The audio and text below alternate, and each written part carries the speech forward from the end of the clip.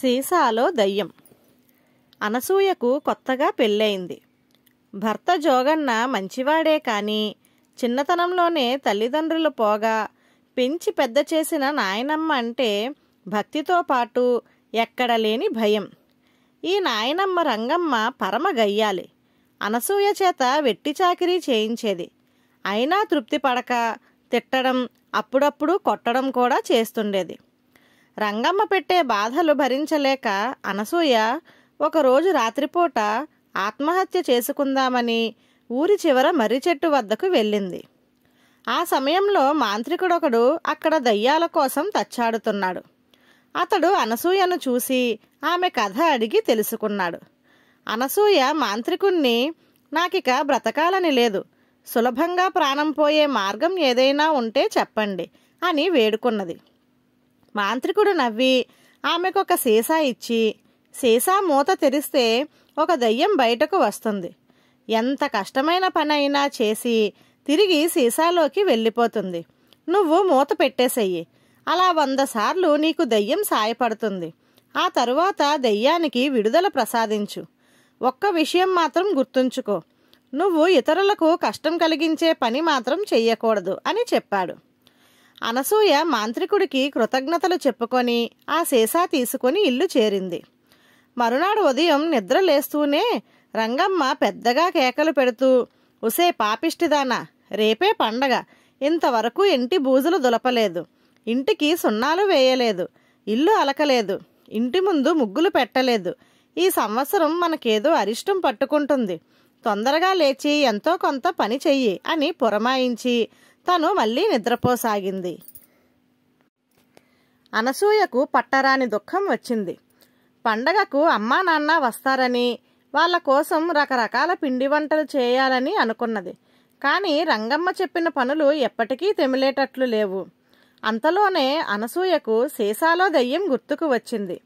ఆమె సీసా మూత తీయగానే దయ్యం బయటకు వచ్చింది. ఆమె దానికి తన గోడు చెప్పుకున్నది. దయ్యం అనసూయను ఓదార్చి రంగమ్మ చెప్పిన పనులన్నీ చేయడమే కాక రకరకాల పిండి వంటలు కూడా చిటికెల మీద తయారు చేసి ఉంచింది. రంగమ్మ నిద్ర లేచేసరికి ఇల్లు అలంకరణలతో మెరిసిపోతున్నది. పిండి వంటల వాసన ఘుమఘుమలాడిపోతున్నది. ఆమె ఇల్లంతా కలయ తిరిగి చూసింది. తరువాత కడుపు నిండా భోజనం చేసింది. పిండి వంటల రుచికి ఆశ్చర్యపోతూ అనసూయ ఇన్ని పనులు ఎలా చేయగలిగింది అని కుతూహలపడింది. ఆ రోజుకు అనసూయనేమీ అనలేదు. మర్నాడు అనసూయ తల్లిదండ్రులు వచ్చారు. రంగమ్మ వాళ్ళను ఎంతో బాగా ఆదరించి అనసూయను వాళ్ళ దగ్గర ఎంతగానో మెచ్చుకున్నది. 2 రోజులుండి వాళ్ళు వెళ్ళిపోయారు. కూతురు అత్తింట్లో సుఖపడుతున్నదన్న సంతృప్తితో వాళ్ళు చాలా ఆనందంగా ఉన్నారు. ఆ తరువాత రంగమ్మ మళ్ళీ విజృంభించింది. ఉతకవలసిన బట్టలు బోలెడున్నాయట. అనసూయ తల్లిదండ్రులు ఇంటి నిండా చెత్త పోశారట. బట్టలు ఉతకడానికి, ఇల్లు కడగడానికి బోలెడు నీళ్లు కావాలట. అందుకోసం అటక మీద నుండి గుండిగలు దింపి నూతి దగ్గర పెట్టి నీళ్లతో నింపాలని పురమాయించింది. అనసూయకి పనులు పురమాయించి రంగమ్మ పొరుగింటికెళ్ళింది. ఆమె తిరిగి వచ్చేసరికి అనసూయ ఆమె చెప్పిన పనులన్నీ చేసేసింది. సీసాలోని దయ్యం ఆ పనులకు సాయం చేసింది. ఇది చూసి రంగమ్మ తెల్లబోయింది. ఉన్నట్లుండి అనసూయ ఇన్ని పనులు ఎలా చేయగలుగుతున్నదో అర్థం కాక ఆమె అక్కసుతో, నూతి నీళ్లు ఉప్పగా ఉంటాయి, బట్టలన్నీ కాలవ నీటిలో జాడించి తీసుకురా అని అన్నది. వెంటనే సరేనంటూ తలూపింది అనసూయ. అలా తలూపడం కాదు, బోలెడు బట్టలున్నాయి, అన్నీ ఒక్కసారి కాలువకు తీసుకెళ్లలేవు, రోజంతా పడుతుంది, కాలువకు పరుగు పరుగున వెళ్ళి వస్తూ తొందరగా పని ముగించాలి అన్నది రంగమ్మ. అనసూయ నెమ్మదిగా తల ఊపి, కాలవగాలి మలయమారుతంతో సమానంగా ఉంటుందని ఆదిలక్ష్మమ్మ గారి కోడలు లక్ష్మీరాజ్యం చెప్పింది. అందుకని బట్టలన్నీ అక్కడే ఆరేసి తెచ్చేదా అని అన్నది. ఇది వింటూనే రంగమ్మకు మండిపోయి, అవన్నీ చెయ్యి, ఎంత బాగా ఆరేసావో కాలువ దగ్గరకు వచ్చి మరీ చూస్తాను అంటూ కబుర్లాడేందుకు పొరుగింటికి వెళ్ళింది. అనసూయ సీసాలో దయ్యాన్ని పిలిచింది.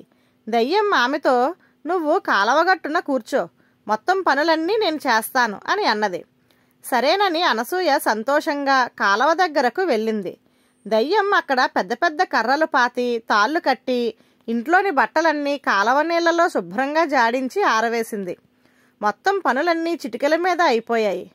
కొంతసేపటికి రంగమ్మ కాలవ దగ్గరకు వచ్చి తాళ్లకు వేలాడుతున్న బట్టలు చూసి ముక్కున వేలేసుకున్నది. కానీ ఆమె అనసూయను మెచ్చుకోలేదు. ఆమె దగ్గర మాయలేవో ఉన్నాయని, అందువల్లనే ఎంత కష్టమైన పనులైనా చేయగలుగుతున్నదని అనుకున్నది. అయితే అన్ని మాయలుండి అనసూయ తనకు అణిగిమణిగి ఉంటున్నది కాబట్టి ఆ శక్తులకు తాను భయపడవలసిన అవసరం లేదనుకున్నది. అప్పటి నుంచి రంగమ్మ అసాధ్యమైన పనులన్నీ అనసూయకు చెప్పి చేయించుకుంటూ తను ఎంతో సుఖపడసాగింది. అలా 2 నెలలు గడిచేసరికి అనసూయకు సాయపడేందుకు సీసాలో దయ్యం 98 సార్లు బయటకు వచ్చింది. ఇక 2 సార్లు తనకు సాయపడి తన దారిన తాను వెళ్ళిపోతుంది. ఆ తరువాత తన కష్టాలు మళ్ళీ మొదలవుతాయి. ఇలా ఆలోచిస్తూ దుఃఖంతో అనసూయ గదిలో ఒక మూల కూర్చున్నది. ఇంతలో అటుగా వచ్చిన రంగమ్మ అనసూయ మీద చిరాకు పడుతూ, ఏమిటలా తీరిగ్గా కూర్చున్నావు? పెరటిబావి నీళ్లు ఉప్పగా ఉండడం వల్ల మంచినీళ్ల కోసం కాలవ చుట్టూ తిరగవలసి వస్తున్నది. బావి నీరంతా తోడి మంచినీటితో నింపు వెళ్ళు అని అన్నది. రంగమ్మ గదిలో నుంచి బయటికి పోగానే అనసూయ సీసాలోని దయ్యాన్ని పిలిచి రంగమ్మ గొంతెమ్మ కోరిక గురించి చెప్పింది. దయ్యం విసుగ్గా ముఖం పెట్టి, నీకోసం ఇప్పటికెన్నో కష్టమైన పనులు చేశాను. నీకవి చిటికల మీద జరిగిపోయినట్టు కనబడినా నువ్వు పడ్డంత శ్రమ నాకు ఉంటుంది. అయినా నీకు నా మీద జాలి కలగడం లేదు. నానాటికి మరింత కష్టమైన పనులు చెబుతున్నావు అని అన్నది. ఏం చేయను, నాకిలాంటి పనులు ఇష్టం లేదు. కానీ ఆ దుష్టురాలి కారణంగా చెప్పవలసి వస్తున్నది అని అన్నది అనసూయ. సరే, దీనితో 99 పనులు అవుతాయి. ఇంకొక్క పని మాత్రమే నువ్వు నాకు చెప్పాలి. ఆ తర్వాత ఏం చేస్తావు అని అడిగింది దెయ్యం జాలిగా. మళ్ళీ ఆత్మహత్యకు ప్రయత్నిస్తాను అన్నది అనసూయ కన్నీళ్లు తుడుచుకుంటూ. అప్పుడు దయ్యం ఒక్క క్షణం ఆలోచించి, అయితే ఒక పని చెయ్యు. నేను ఎంతో మంచివాడైన నా మనవడి భార్యను ఈ రంగమ్మలాగే నానా బాధలు పెట్టడం వల్లనే దయ్యాన్నయ్యి నీకు సేవలు చేసుకోవలసి వచ్చింది. ఈ రంగమ్మ కూడా నాలాంటిదే కాబట్టి మనం ఒక ఉపాయం పన్నుదాం. ఇంకొకసారి రంగమ్మ నీకు కష్టమైన పని చెప్పగానే నన్ను పిలిచి ఆవిడ్ని చంపేయమని చెప్పు. నేను ఆ పని చేసి రంగమ్మ దెయ్యాన్ని సీసాలో పెట్టి నా దారిన నేను పోతాను. ఆ తరువాత ఆ దయ్యం చేత నీ కసితీరా పనులు చేయించుకోవచ్చు అని చెప్పి క్షణాల మీద నూతినీటిని మంచినీళ్లుగా మార్చి సీసాలోకి వెళ్ళిపోయింది. ఈలోగా అనసూయ ఏం చేస్తున్నదో చూడాలని అటుగా వచ్చిన రంగమ్మ చెవుల్లో ఈ సంభాషణ పడనే పడింది. దానితో ఆమెకు ఎన్నాళ్లుగా ఏం జరుగుతున్నది అర్థమైంది. అంతే, రంగమ్మ ఆ క్షణం నుంచి అనసూయకు కష్టమైన పనులు చెప్పలేదు. 100వ పని దొరక్క సీసాలో దయ్యం సీసాలోనే ఉండిపోయింది. ధన్యవాదాలు.